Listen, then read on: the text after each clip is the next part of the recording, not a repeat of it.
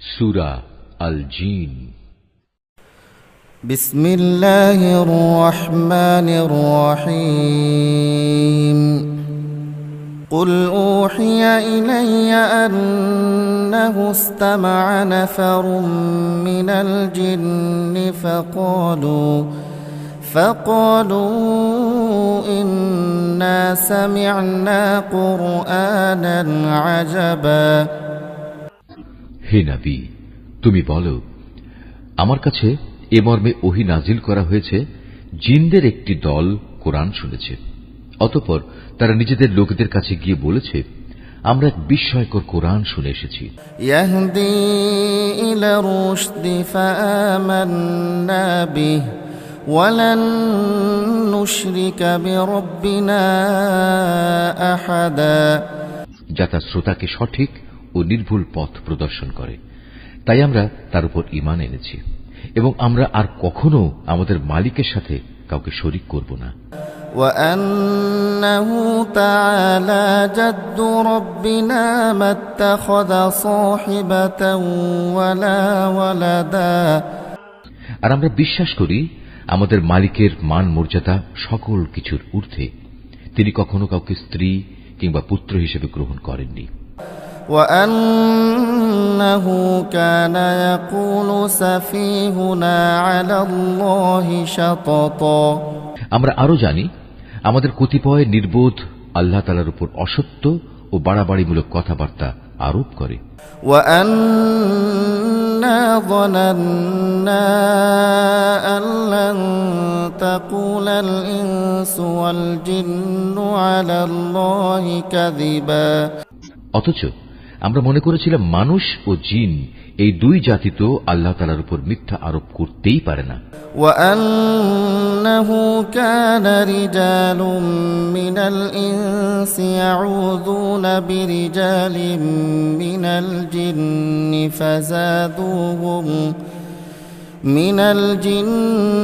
فزادوهم رهقا। মানুষদের মাঝে কতিপয় মূর্খ ব্যক্তি বিপদে আপদে জিনদের কিছু সদস্যের কাছে আশ্রয় চাইত, এতে করে যারা মানুষ তারা তাদের গুনাহকে আরো বাড়িয়ে দিত। وأنهم ظنوا كما ظننتم أن لن يبعث الله أحدا। এই জিনরা মনে করত যেমনি মনে করতে তোমরা মানুষরা মৃত্যুর পর আল্লাহ তাআলা কখনো কাউকে পুনরুজ্জীবিত করবেন না। وأنا لمسنا السماء فوجدناها ملئت حرسا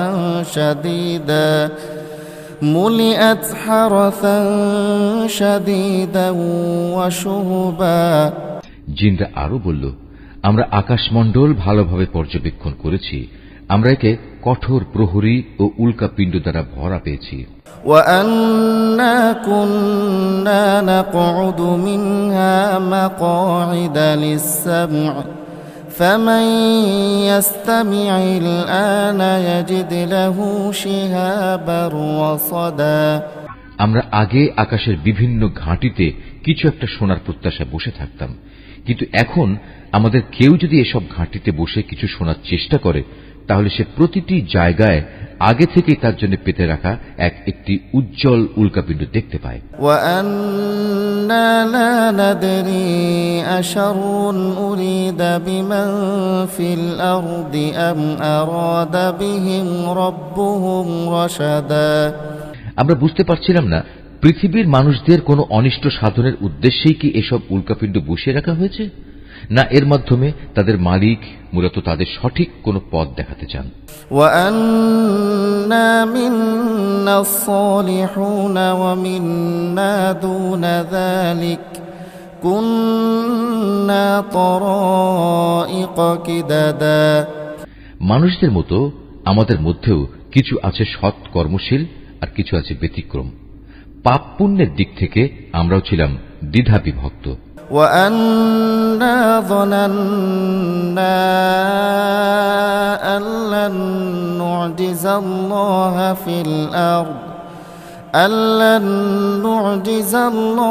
في الأرض ولن نعجزه هربا। আমরা বুঝে নিয়েছি এ ধরার বুকে কোথাও আমার আল্লাহ তাআলাকে কোনো অবস্থায় অক্ষম করতে পারব না, না আমরা কখনো তার রাজ্য থেকে পালিয়ে গিয়ে তাকে পরাভূত করে দিতে পারব। وأنا لما سمعنا الهدى آمنا به فمن يؤمن بربه فلا يخاف بخسا ولا رهقا।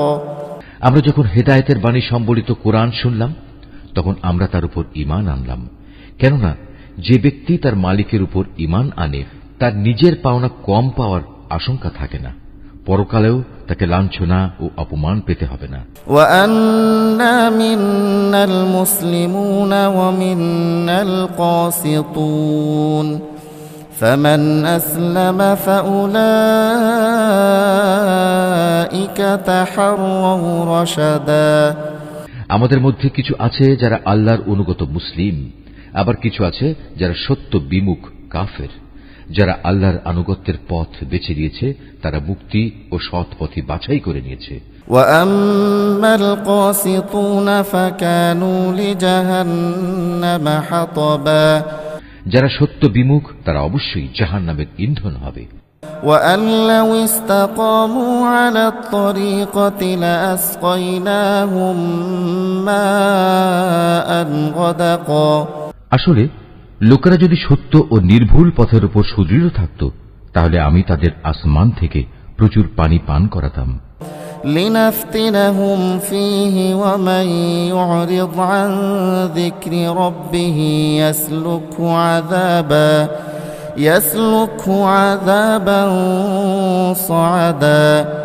এটা এজন্যে আমি এর দ্বারা তাদের ঈমানের পরীক্ষা নেব। যদি কোনো মানুষ তার মালিকের স্মরণ, ঈমান ও আনুগত্য থেকে মুখ ফিরিয়ে নেয় তার মালিক তাকে অবশ্যই কঠোর আযাবে প্রবেশ করাবেন। وأن المساجد لله فلا تدعوا مع الله أحدا। হে রাসূল, তোমার উপর এ মর্মে ওহী পাঠানো হয়েছে, মসজিদ সমূহ একান্তভাবে আল্লাহ তাআলার ইবাদতের জন্য নির্দিষ্ট, অতএব তোমরা আল্লাহর পাশাপাশি অন্য কাউকে ডেকো না। وأنه لما قام عبد الله يدعوه كادوا يكونون عليه لبدا। যখন আল্লাহর এক বান্দা তাকে ডাকার জন্য দাঁড়ালো তখন মানুষ কিংবা জিনের অনেক সদস্যই তার আশেপাশে ভিড় জমাতে লাগলো। قل إنما أدعو ربي ولا أشرك به أحدا। এদের তুমি বলো, আমি শুধু আমার মনিবকেই ডাকি, আর আমি তো কখনো তার সাথে কাউকে শরীক করি না। قل إني لا أملك لكم ضرا ولا رشدا। তুমি বলো, আমি তোমাদের কোনো ক্ষতি সাধনে যেমন ক্ষমতা রাখি না তেমনি আমি তোমাদের কোনো ভালো করার ক্ষমতাও রাখি না। قل إني لن يجيرني من الله أحد ولن أجد من دونه ملتحدا। তুমি তাদের বলো, কোন সংকট দেখা দিলে আমাকেই বা আল্লাহর পাকড়াও থেকে কে রক্ষা করবে? তিনি ছাড়া আর কোন আশ্রয়স্থল তো আমি খুঁজে পাবো না। إلا بلاغا من الله ورسالاته ومن يعص الله ورسوله فإن له نار جهنم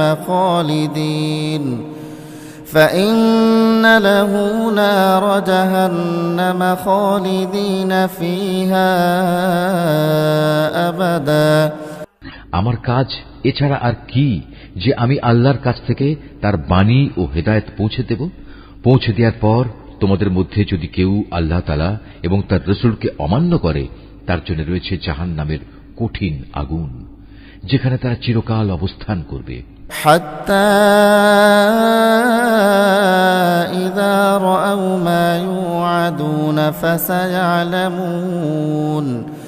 فسيعلمون من أضعف ناصرا وأقل عددا। এভাবে সত্যি সত্যি যখন সে দিনটি চোখের সামনে দেখতে পাবে যার প্রতিশ্রুতি তাদের বারবার দেয়া হচ্ছে, তখন তারা অবশ্যই জানতে পারবে কার সাহায্যকারী কত দুর্বল এবং কার বাহিনী সংখ্যায় কত নগণ্য। قل إن أدري أقريب ما توعدون أم يجعل له ربي أمدا। তুমি এদের বলো, আমি নিজেই জানি না তোমাদের কিয়ামত দিবসের যে প্রতিশ্রুতি দেয়া হচ্ছে তা কি আসলে সন্নিকটে, না আমার প্রতিপালক তার আগমনের জন্য কোন দীর্ঘ মেয়াদ ঠিক করে রেখেছেন।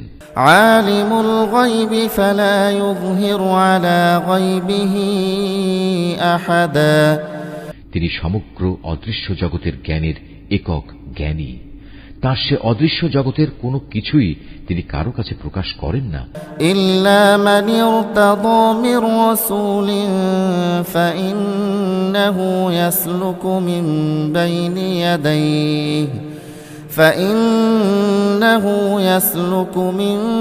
বাইনি ইয়াদাইহি ওয়া মিন খালফিহি রাসাদা।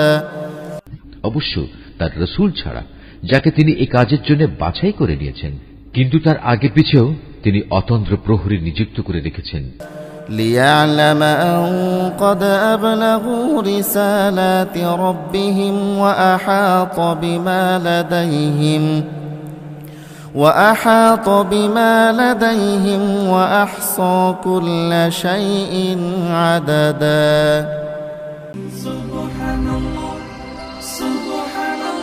মাহফুজ আর্ট অফ নেচার, সূরা আল জিন। বিসমিল্লাহির রহমানির রহিম।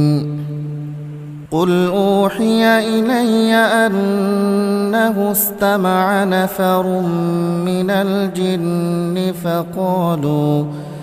فقالوا إنا سمعنا قرآنا عجبا يهدي إلى الرشد فآمنا به ولن نشرك بربنا أحدا وأنه تعالى جد ربنا ما اتخذ صاحبة ولا ولدا وأنه كان يقول سفيهنا على الله شططا وأنا ظننا أن لن تقول الإنس والجن على الله كذبا وأنه كان رجال من الإنس يعوذون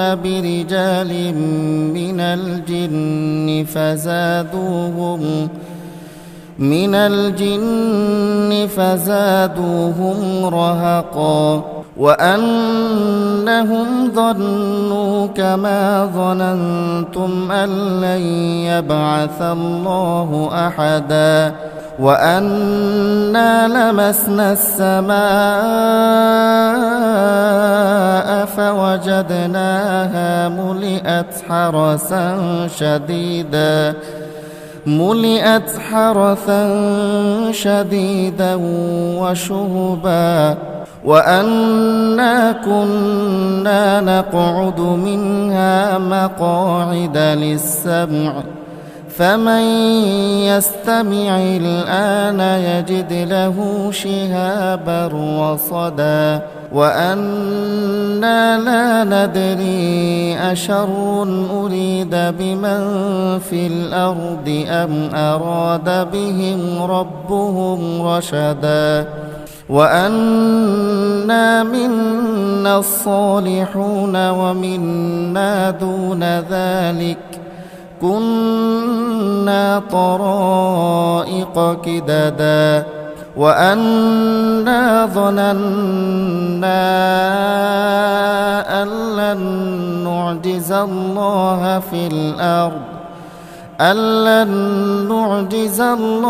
في الأرض ولن نعجزه هربا وأنا لما سمعنا الهدى آمنا به فمن يؤمن بربه فلا يخاف بخسا ولا رهقا وأنا منا المسلمون ومنا القاسطون فمن أسلم فأولئك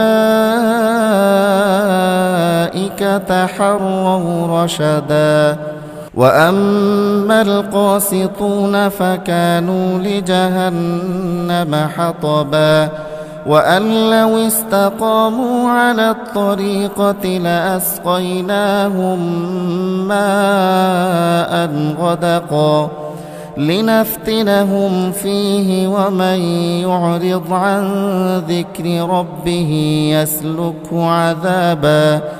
يسلكه عذابا صعدا وأن المساجد لله فلا تدعوا مع الله أحدا وأنه لما قام عبد الله يدعوه كادوا يكونون عليه لبدا قل إنما أدعو ربي ولا أشرك به أحدا قل إني لا أملك لكم ضرا ولا رشدا قل إني لن يجيرني من الله أحد ولن أجد من دونه ملتحدا إلا بلاغا من الله ورسالاته ومن يعص الله ورسوله فإن له نار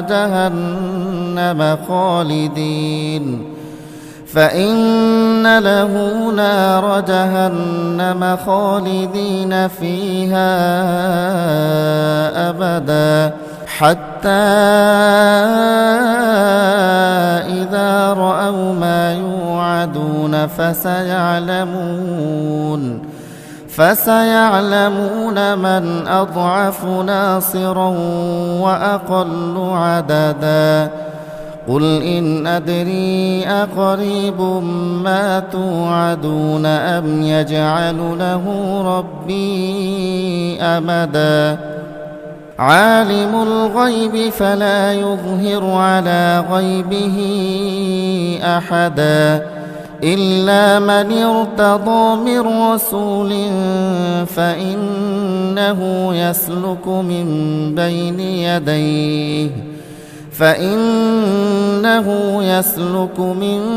بين يديه ومن خلفه رصدا ليعلم أن قد أبلغوا رسالات ربهم وأحاط بما لديهم وأحصى كل شيء عددا